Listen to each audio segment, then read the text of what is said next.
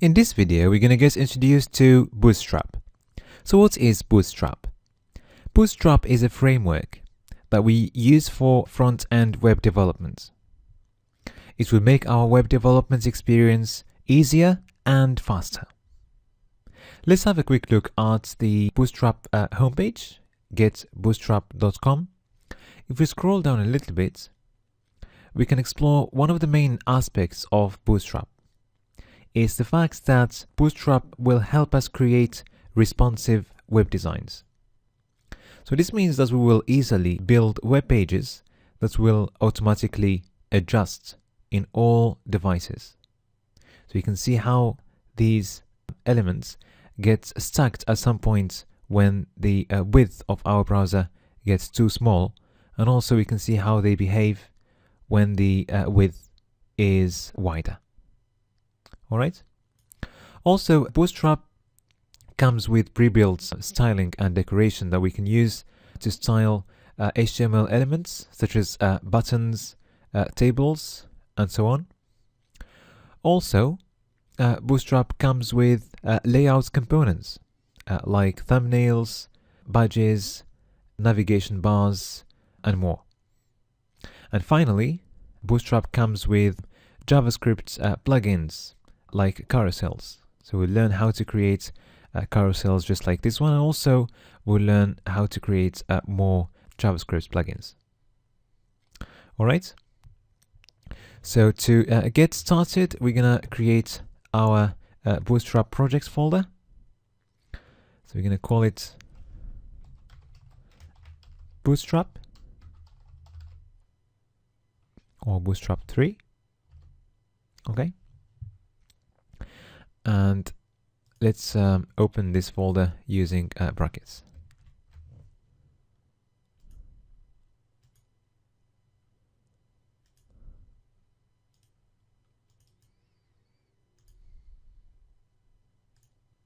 Okay, so we're going to create our first HTML file that we'll create using Bootstrap. So new file, one. Let's call it introduction.html. Okay, let's go back to our Bootstrap homepage.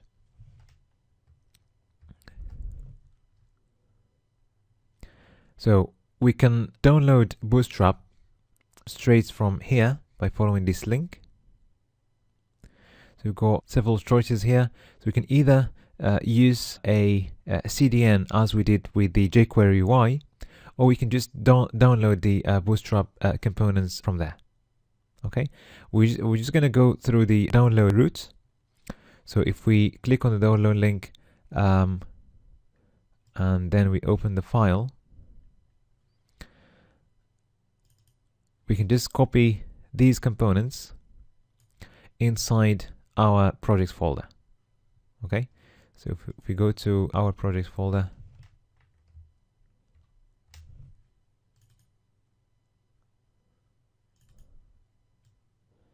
we can just drag these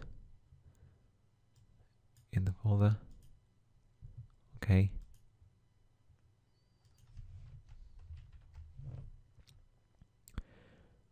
And now, in the same page, we can use a basic template to start with. So let's just copy the basic Bootstrap template to our file, and let's just change the title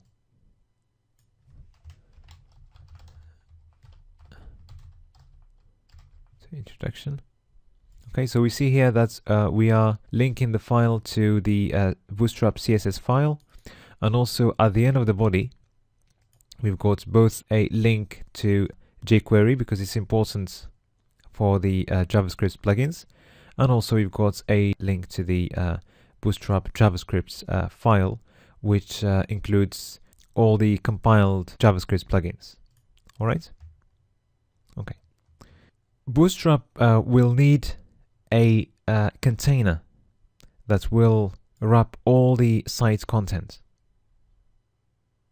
So rather than going using elements just like that, we'll need to place all the elements inside a container. Let's go for our live preview first. Just see that's the, so you can see the page there.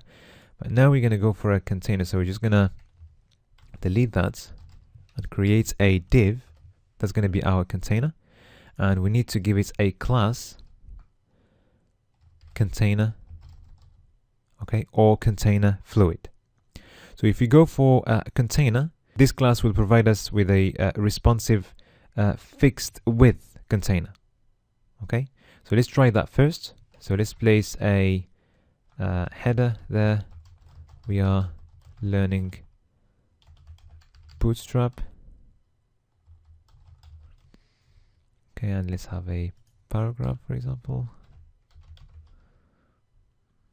Hello world. Okay, so if we look at how much width we are using, we're not using the whole width of the viewports, but it's fixed because we're using a fixed container. But if we change the class of the container to container fluid, then we're going to be using the full width of our viewports, as you see. Okay. Okay, so just one more thing. If we look here at the meta elements, we see that we've got the viewport meta element, which is very important for responsive designs. So we are setting here the width of the page to follow the screen width of the device. All right, and also we are setting the initial scale to 1. Okay, so this means that we're setting the initial zoom level to 1 when the page is first loaded by the browser. Okay, and as we can see here in the comments, these 3 tags they must come first in the head. But anyway, we're going to be using this template for the rest of the chapter. Okay. All right. So in the next video, we will have a look at the grid system.